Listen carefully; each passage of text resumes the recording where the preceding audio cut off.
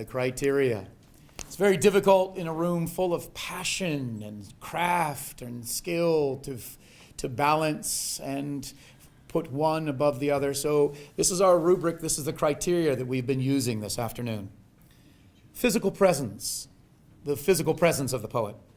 Voice and articulation, dramatic appropriateness, evidence of understanding, and overall performance. And before we announce the names, it's time for another clap, and we're going to applaud for every poet that got up to the microphone today.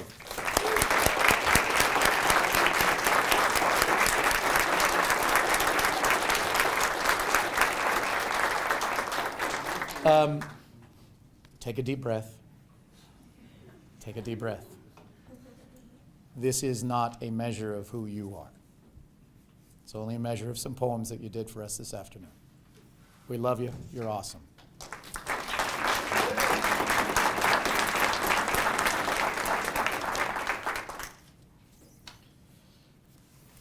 Abby Fuchs, Junior, Brookfield Central High School.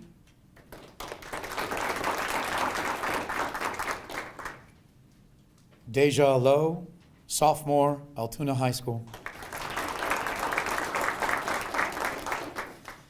Devin Reeves, Junior, Holman High School. Logan Hanaway, Senior, Wrightston High School.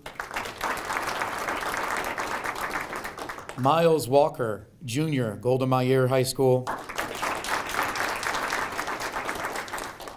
And Sammy, Sophomore, Wrightstown High School. You are our 6th finalists for our 3rd round of the competition.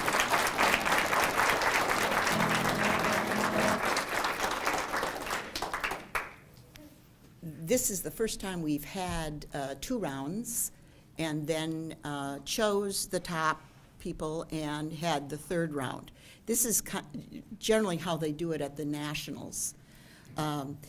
We had to do that this time because we had so many good speakers, and we wanted to make sure we had enough time for everything. Abby?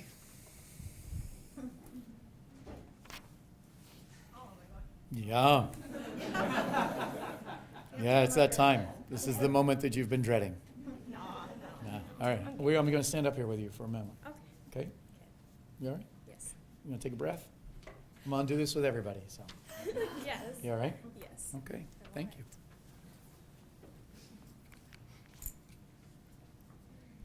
Wedding Poem by Ross Gay for Keith and Jen. Friends, I am here to modestly report seeing in an orchard in my town a goldfinch kissing a sunflower again and again, dangling upside down by its tiny claws, steadying itself by snapping open like an old-timey fan, its wings, again and again, until, swooning, it tumbled off and swooped back to the very same perch, where the sunflower curled its giant swirling of seeds around the bird, and leaned back to admire the soft wind nudging the bird's plumage. And friends, I could see the points on the flower's stately crown soften and curl inward as it almost indiscernibly lifted the food of its body to the bird's nuzzling mouth, whose fervor I could hear from, 20 or 30 feet away, and see from the tiny halls that sailed from their good racket, which good racket, I have to say, was making me blush, and rock up on my tippy toes and just barely purse my lips with what I realize now was being simply glad, which such love, if we let it, makes us feel. Thank you.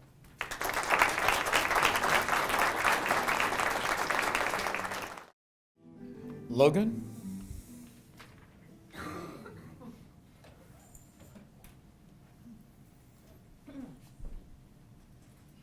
All right, you ready? Yep. All right, take a breath. Need to shake it off? Want to do a lap? Anything like that? Nah. You ready? All right, thank you. Shiloh, a Requiem, April 1862, by Herman Melville. Skimming lightly, wheeling still, the swallows fly low. Over the field in clouded days, the forest field of Shiloh. Over the field where April rain solaced the parched one stretched in pain.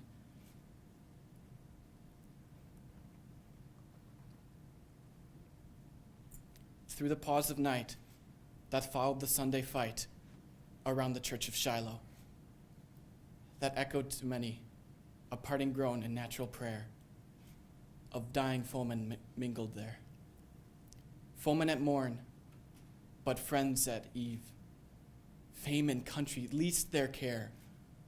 What like a bullet can undeceive? Now they lie low, while over them the swallows skim, and all is hushed at Shiloh. Deja? Yeah.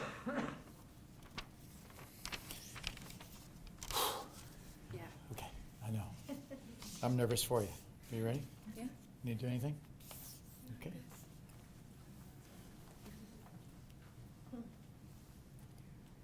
Four Glimpses of Night by Frank Marshall Davis.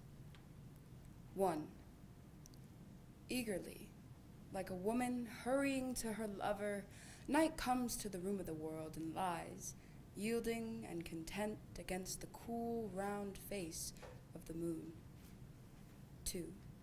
Night is a curious child, wandering between earth and sky, creeping in windows and doors, daubing the entire neighborhood with purple paint. Day is an apologetic mother, cloth in hand, following after. 3. Peddling from door to door, night sells black bags of peppermint stars, heaping cones of vanilla moon until his wares are gone, then shuffles homeward, jingling the gray coins of daybreak.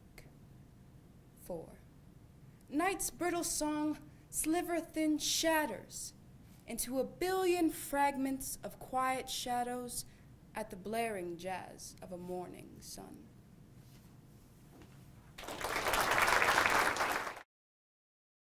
Devin?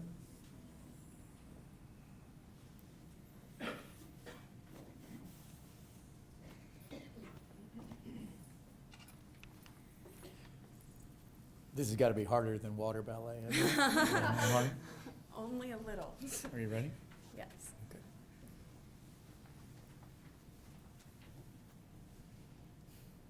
Domestic Situation by Ernest Hilbert.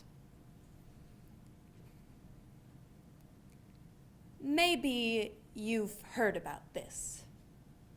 Maybe not. A man came home and chucked his girlfriend's cat in the wood chipper. This really happened. Dinner wasn't ready on time. A lot of other little things went wrong. He spat on her father, who came out when he learned about it. He also broke her pinky, stole her checks, and got her sister pregnant. But she stood by him, stood strong through it all, because she loved him. She loved him, you see. She actually said that. And then she went and married him. Don't try to understand what another person means by love. Don't even bother. Thank you. Miles?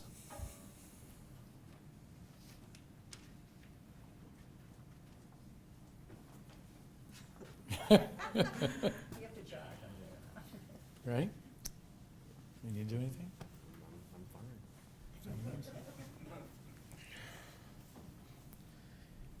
Invictus by William Ernest Henley.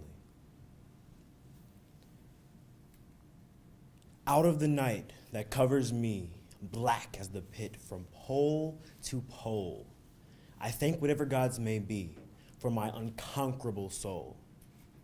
In the fell clutch of circumstance, I have not winced nor cried aloud. Under the bludgeonings of chance, my head is bloody but unbowed.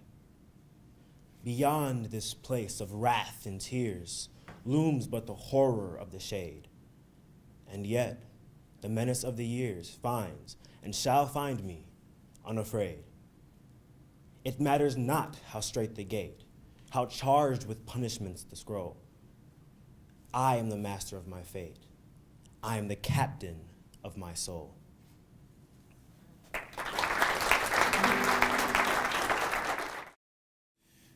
Sammy?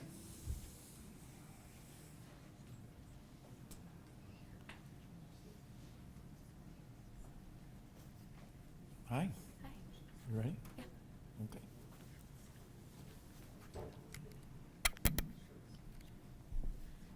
The Promise by Jane Hirschfield. Stay, I said to the cut flowers. They bowed their heads lower. Stay, I said to the spider who fled. Stay, leaf. It reddened, embarrassed for me and itself. Stay, I said to my body. It sat as a dog does, obedient for a moment, soon starting to tremble. Stay to the earth of riverine valley meadows, of fossiled escarpments, of limestone and sandstone. It looked back with a changing expression, in silence. Stay, I said to my loves. Each answered, always.